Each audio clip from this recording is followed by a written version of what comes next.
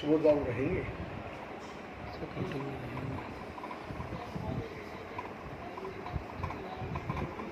Recording में रहेंगे। Photo ले फोटो लेके दिखा इसको। फोटो तेरे को आते नहीं खींचने पर आज खींचे देखो।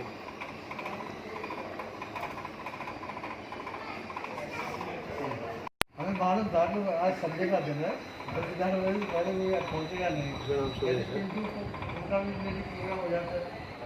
हाँ उनको पता था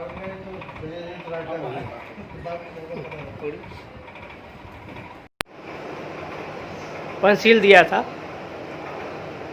तो पहली सील है पाणातिपाता बिरमणी शिक्षा पदन समाध्यामी। मैं प्राणी हिंसा न करने से व्रत रहने का शिक्षा करता व करती हूँ। मैं प्राणी हिंसा नहीं करूँगा, न करूँगी। ऐसे ही दूसरी सील है अदन्ना दाना बिरमणी शिक्षा पदं समाध्यामी। मैं चोरी न करने से व्रत रहने की शिक्षा ग्रहण करता व करती हूँ। ऐसे ही तीसरी सील है मैं व्यभिचार न करने से व्रत रहने की शिक्षा को करता व करती हूँ। इस प्रकार चौथी सील है मैं झूठ न बोलने से व्रत रहने की शिक्षा न करती हूँ, न करने दे। तो झूठ न बोलूँगी, न मैं किसी को बोलने की प्रेरणा दूँगी। इसी तरह की पांचवी सील है सुरामेर मज्जपमादठाना बिरमणी शिक्षा पदम समाध्यामी। उसमें नशे की, जैसे नशे की जितनी भी वस्तुएं हैं, भांग धतूरा शराब गांजा जितने भी हैं, उनको मैं नहीं सेवन करने की, व्रत रहने की शिक्षा को करता करती हूँ। तो ये 5 सील हैं, वो सबके संसार में जितने भी लोग हैं, चाहे हिंदू हैं, बौद्ध हैं, सिख हैं, ईसाई हैं, क्रिश्चियन हैं, पारसी हैं, वो सब के लिए, सिर्फ मनुष्य मात्र के लिए, जितने संसार में मनुष्य रहते हैं उन सब के लिए ये बहुत कारगर है। जैसे कि एक मकान को बहुमंजिला बनाने के लिए गुनिया और पैमाना, सूत, सावल, इन सब चीज़ों की ज़रूरत पड़ती है। इसी तरह हमारे जीवन को अच्छा सफल बनाने के लिए ये 5 बातों की बहुत आवश्यक है। जो आदमी, कुछ लोग कहते हैं नहीं मानते हैं तो उनको दंड भी मिलता है। आपने देखा पहला जो सील है, जो आदमी हिंसा किसी को मार देता है तो उस पर 320 बहुत सारी धाराएँ लगती हैं। दूसरी जो सील है चोरी वाली, कोई गवाही दे देता है तो उस पर भी धारा लगती है। तीसरी भी जो सील है जो व्यभिचार वाली, कोई आदमी बोल देता है या आजकल कोई महिला किसी को बोल देती है तो उस पर ये धारा लगती है, जेल में चला जाता है।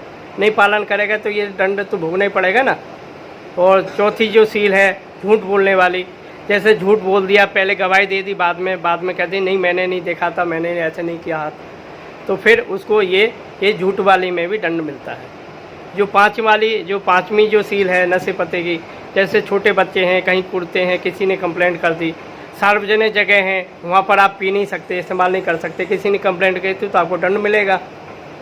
तो ये सारी चीज़ें हैं, आप दंड न मिले, आपको सम्मान मिले, इन सब सारी चीज़ों को आपको ध्यान में रखना है और अपने जीवन को अच्छा सफल बनाना है। तो सफल बनाने के लिए जो माता जी ने आपको प्रेरणा दी है, आप उनके जो बच्चे हैं जो कामयाब हुए हैं, अच्छा काम कर रहे हैं, भविष्य में और अच्छा काम करेंगे, तो ये उनकी प्रेरणा है।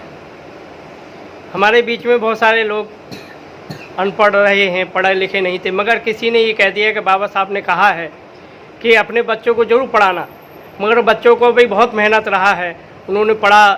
कुछ लोग ऐसे हैं 10 किलोमीटर, 5 किलोमीटर, 20 किलोमीटर पैदल गए थे, चप्पलें नहीं थी पैरों में, तब उन्होंने इतनी मेहनत करके पढ़ाई किया।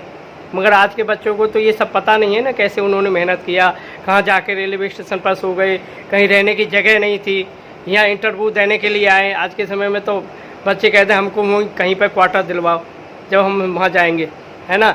ये गाड़ी की व्यवस्था कराओ हम जब जाएंगे, है ना।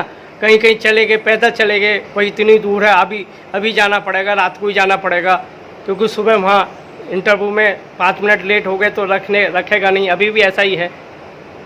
तो ये सारी मेहनतें उन लोगों ने की जिनके आज बच्चे जो दिख रहे हैं। मगर जो बच्चे दिख रहे हैं तो उन्होंने जो मेहनत की वो बच्चे उस लेवल की मेहनत नहीं कर रहे जिस तरह की उन्होंने मेहनत करके टॉप पर चले गए। तो ये माता पिता की भी जिम्मेदारी, जैसे वो बेचारे नहीं जानते थे, ABCD नहीं जानते थे, पढ़ाई के बारे में नहीं जानते थे, मगर किसी ने उनको प्रेरणा दे दिया और बच्चों के साथ में उन्होंने पैसा लगाया और मेहनत भी किया जितना कर सकते थे, जितनी कैपेसिटी थी उनकी। इसी तरह आज जो माता पिता हैं उनको भी उनकी तरह मेहनत करना है ताकि अपने बच्चों को टॉप पर ले जा सकें। और बच्चे जब टॉप पर जाएंगे तो एक पेड़ अपने लिए तो छाया देते मगर दूसरों के लिए भी छाया देता है। तो इसी तरह हमको अपने बच्चों को सिखाना है। और सबसे बड़ी जो बात है, जो माँ है, माँ बच्चे की पहली क्लास टीचर है, क्योंकि माँ ही सब सिखाती है। उसको पता नहीं होना कौन दादा है, कौन दादी है, कौन नानी है, कौन भाई है, कौन पापा है, उस बच्चे को कुछ भी नहीं पता होता, सिर्फ और सिर्फ माँ बताती है। वो पहली बच्चे की क्लास टीचर है। फिर दूसरे नंबर पे स्कूल में जाता है, दूसरे नंबर में क्लास का जो टीचर होता है, जो अध्यापक बनता है। फिर धार्मिक कोई गुरु जिसको उसे धार्मिक कहीं लेना है। और मैं तो ये समझता हूँ कि गुरु हर मोड़ पर है। गुरु हर मोड़ पर इसलिए है कि हम किसी न किसी कारण को, किसी न किसी बात को पूछते हैं और वो हमको रास्ता बताता है, वही हमारा गुरु है। उस पल का वही हमारा गुरु है। तो गुरु के प्रति हमारा स्नेह, श्रद्धा रहनी चाहिए। और गुरु की माता पिता, सबसे पहले जो हमारे जो गुरु हैं वो माता पिता हैं। माता पिता के जरूर कृतज्ञ रहना चाहिए। जब हम कृतज्ञ रहेंगे तो हम दूसरों के भी कृतज्ञ रहेंगे। जैसे कोई मेहमान आता है उसके प्रति भी कृतज्ञ रहेंगे। जब माता पिता के प्रति हम कृतज्ञ नहीं रहेंगे तो हम दूसरों के लिए भी कभी कृतज्ञ नहीं रह सकते। तो उन्होंने जो मेहनत किया हमारे लिए वो कोई नहीं कर सकता। तो हम जो है ज़्यादा ना बोलते हुए, और मैं तो ये चाहूँगा कि आप भविष्य में नहीं तो महीने में, 2 महीने में एक बार बच्चों के लिए प्रोग्राम रखें तो बहुत अच्छा रहेगा। बच्चों में एक अच्छे संस्कार मिल जाएंगे, क्योंकि आप दोनों अलग अलग जगह पर ड्यूटी करते हैं, अपनी ड्यूटी से टाइम नहीं मिलता है।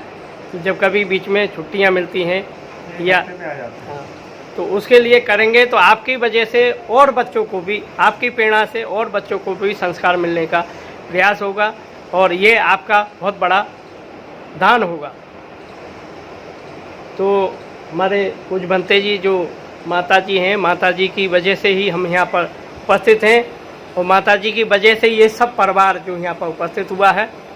तो उनके बारे में भंते जी ज़्यादा नज़दीक रहे आपके परिवार के साथ में, भंते जी को ज़्यादा पता भी है तो वो थोड़ा सा बताएंगे आपको। और मैं चाहता हूँ कि माता जी हैं तो हम सब हैं, माता जी नहीं होती तो हम सब नहीं होते। तो एक दूसरे की तरह, पेड़ की तरह हैं। एक पेड़ उन्होंने लगा था, उसके अनेक पेड़ हो गए हैं और वो छायादार भी हैं। सबको लाभ मिलेगा, उसका फल मिलेगा। तो यही बोलते साधु साधु साधु।